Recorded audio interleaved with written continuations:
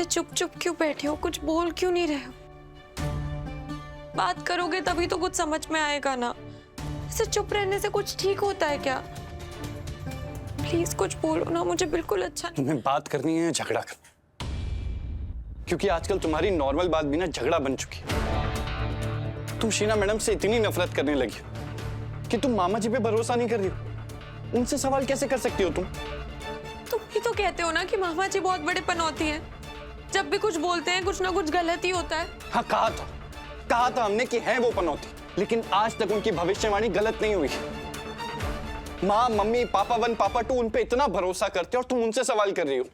ये भी तो हो सकता है ना कि इस बार वो गलत हो। जरूरी तो नहीं है कि पक्का वो सही ही हो। और इसका मतलब ये है कि तुम सही हो?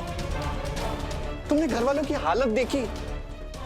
माँ, मम्मी कितना डरी हुई हैं, पापा लोग कितने बेचैन हैं, सब अंदर से हिल चुके हैं। तुम्हें उनका डर नहीं दिखाई दे रहा? मुझे उनका डर दिखाई दे रहा है जीतू, इसीलिए तो मैं बोल रही हूँ कि वो डर सच नहीं है। कोई उस डर का फायदा उठा रहा है। फिर से वही बात, तुम फिर से शीना मैडम पे शक कर रही हो। सबूत नहीं है मेरे पास, लेकिन देखना जीतू, वो दिन भी आएगा जब तुम कहोगे कि सावी तुम सही थी। वो टाइम आएगा। बस मुझे डर इस बात का है कि तब तक देर हो जाएगी जीतू। छिपकली सही कह रही है सना। लतिका प्लीज अब तुम मत शुरू हो जाना। हम चुप कैसे रहे हम चुप सना।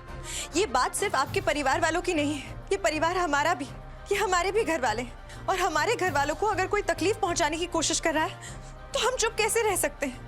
तो अब तुम दोनों ये तय करोगी कि कौन सही है और कौन गलत? नहीं सनम, हम कोई फैसला नहीं ले रहे।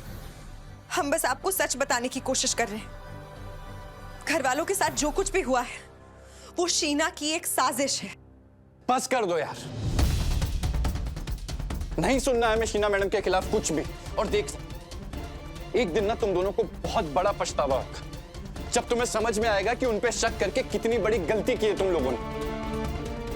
सनम, कभी कभी सच सामने होने के बावजूद लोग उसे देखना नहीं चाहते, पर इससे सच नहीं बदल जाता। जिसको जो करना है करो।